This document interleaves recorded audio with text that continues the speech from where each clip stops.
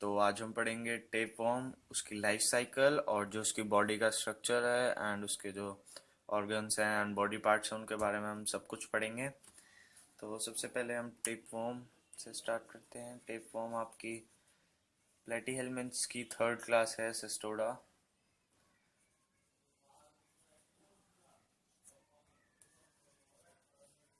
Cestoda. तो tapeworm आपके basically दो टाइप के होते हैं। एक होता है आपका पोक tapeworm and beef tapeworm.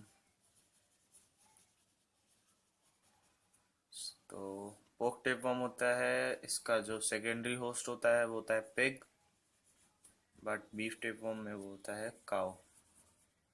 Primary दोनों में सेम है, मैन। देन इसका जो साइंटिफिक नेम है वो है टीनिया सोलियम एंड काउ वाले का है टीनिया सैजिनाटा। तो इनमें जो बेसिक डिफरेंस है वो इनके हेड में होता है, वो हम इस वीडियो में थोड़ी देर बाद पढ़ेंगे। उससे पहले हम इनके बॉडी का स्ट्रक्चर समझते हैं।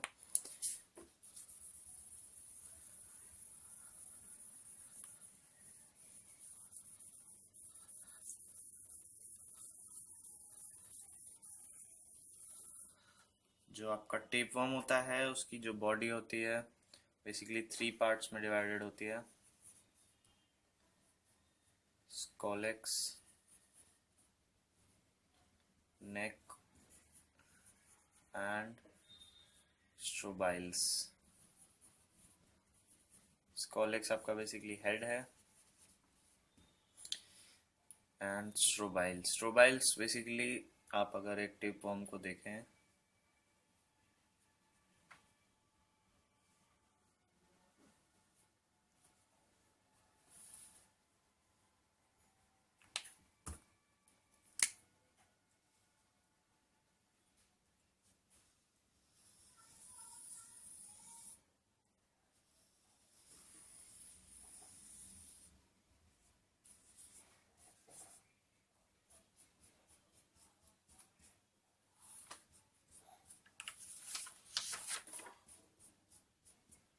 ये आपका एक टेपवर्म है।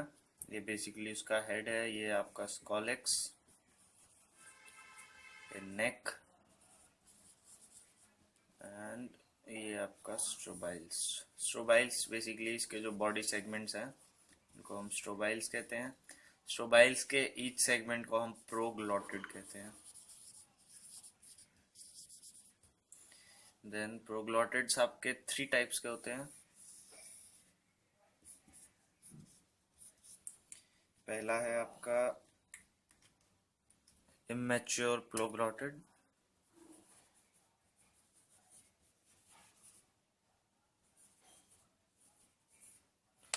प्रोग्लॉटिड।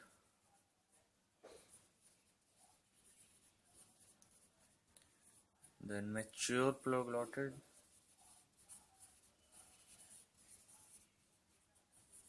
And gravid proglottid. इन तीनों में जो डिफरेंस है वो हम समझते हैं पहले।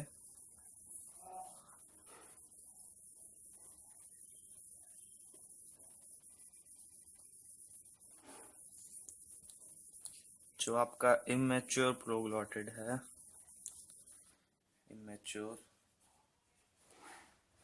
इसमें आपका, इसको हम इमेच्योर इसलिए कहते हैं क्योंकि इसमें रिप्रोडक्टिव ऑर्गन्स कम्प्लीटली एब्सेंट होते हैं। ये बेसिकली न्यूली फॉर्म जो सेगमेंट्स होते हैं उनको हम इमेच्योर कहते हैं। No reproductive organs.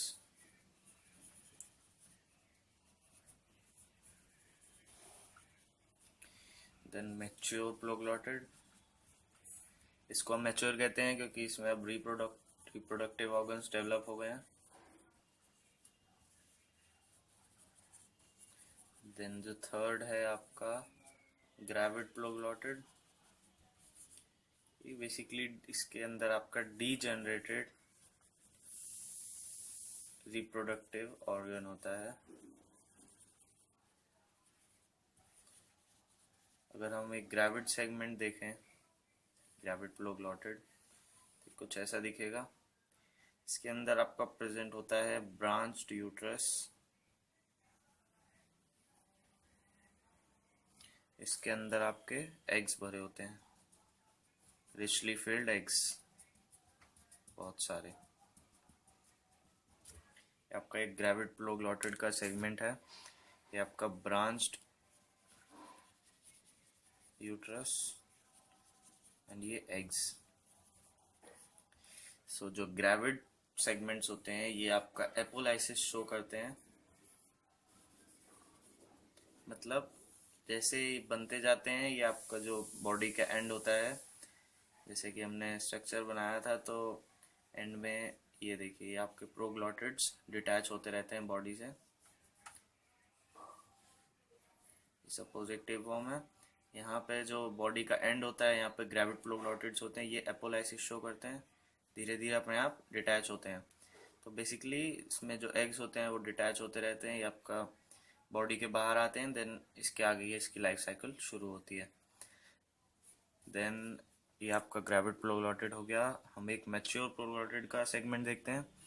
Mature proglottid basically एक स्क्वायर शेप होता है, एंड जो आपका इमेच्योर होता है वो कुछ ऐसा होता है।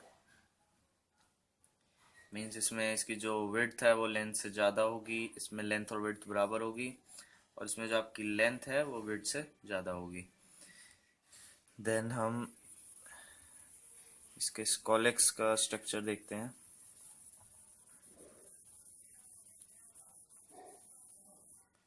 स्कॉलेक्स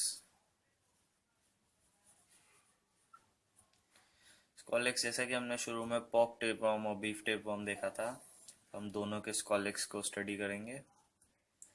सबसे पहले हम देखते हैं टीनिया सोलियम का स्कॉलेक्स, मीन्स हेड।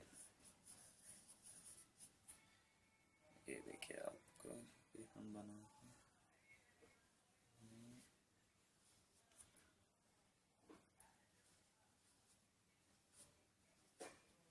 ये आपका टीनिया सोलियम का है, मीन्स पोक टेपवर्म। इसमें आपके 3 हुक सकर्स प्रेजेंट होते हैं, और यहाँ पर हुक्स और डेंटिकल्स प्रेजेंट होते हैं। ये आपके 3 हुक्स हैं, 3 सकर्स। ये जो आपका ये जो अलग से पार्ट है इसको हम बोलते हैं रोस्टेलम। ये जो है ये डेंटिकल्स मीन्स हुक्स, जो होते हैं 22 इन नंबर एंड प्रेजेंट इन 2 रोज।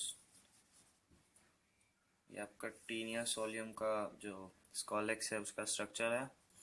यहाँ से आपका ये नेक शुरू होता है, इसका ये पूरा हेड है। ये आपका टीनिया सोलियम होता है। इसका जो एक और डिफरेंस होता है इसका जो लेंथ होता है वो 6 मीटर तक हो सकता है, 6 मीटर इन लेंथ। और आपका है टीनिया सैजिनाटा, बीफ टेपवर्म। इसके अगर हेड का स्ट्रक्चर हम देखें तो ये कुछ ऐसा होता है।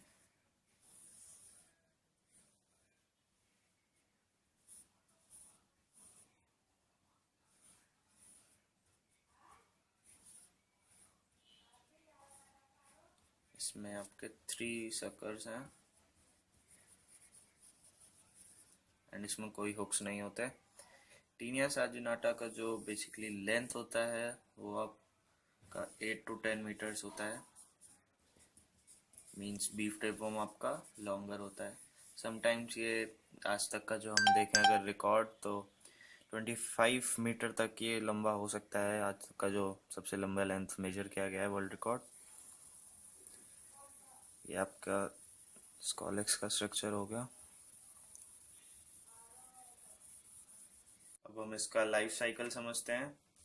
तो बेसिकली जो इसका लाइफ साइकिल है वो, अगर सपोज एक हम टेप वॉर्म लेते हैं, ये आपका एक टेप वॉर्म है, ये ह्यूमन इंटेस्टाइन में इसका एक ग्रेविड प्रोग्लॉटिड रिलीज होगा, ये इंटेस्टाइन के थ्रू फीकल मैटर के साथ बाहर आ जाएगा। ये ग्रेविड फ्लो ग्लॉटेड है। इसमें से फिर एग्स जो है आपके रिलीज होंगे। ये एग्स आपका गार्बेज के साथ प्रेजेंट होगा, और अगर उस गार्बेज पे कोई पिग फीड करता है तो ये एग्स उसके अंदर एंटर कर जाएंगे, पिग। देन ये ओंकोस्फेयर लार्वा फॉर्म करेंगे। ओंकोस्फेयर के ऊपर आपका एक सिस्ट वॉल होता है, ये आपका सिस्ट वॉल है।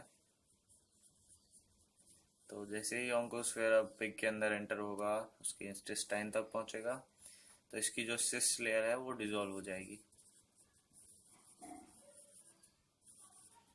जब सिस्ट लेयर डिसॉल्व हो जाएगी तो एक नया लार्वा रिलीज होगा, इसको हम बोलते हैं हेक्साकंथ।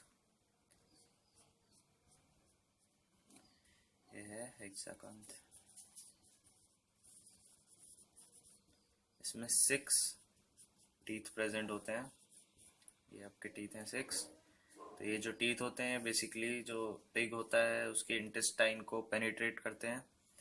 तो ये हेक्साकंथ अब आपका इंटेस्टाइन को पेनिट्रेट करके ब्लड फ्लो को रीच करेगा, फिर ब्लड फ्लो से डिस्ट्रीब्यूट हो जाएगा डिफरेंट बॉडी पार्ट्स तक।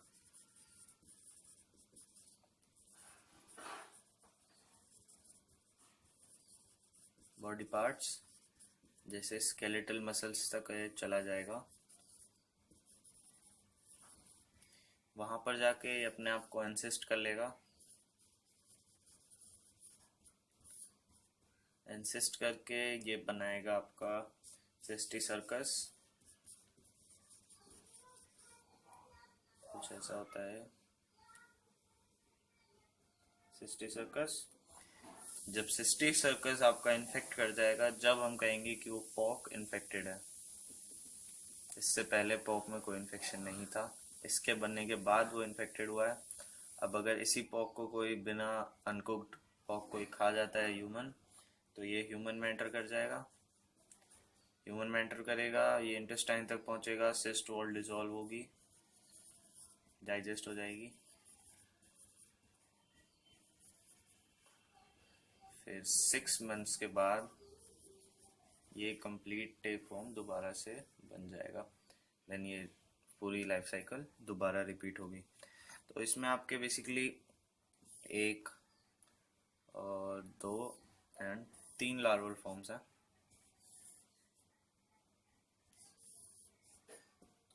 ये आपका टेप फॉर्म का लाइफ साइकिल कंप्लीट होता है।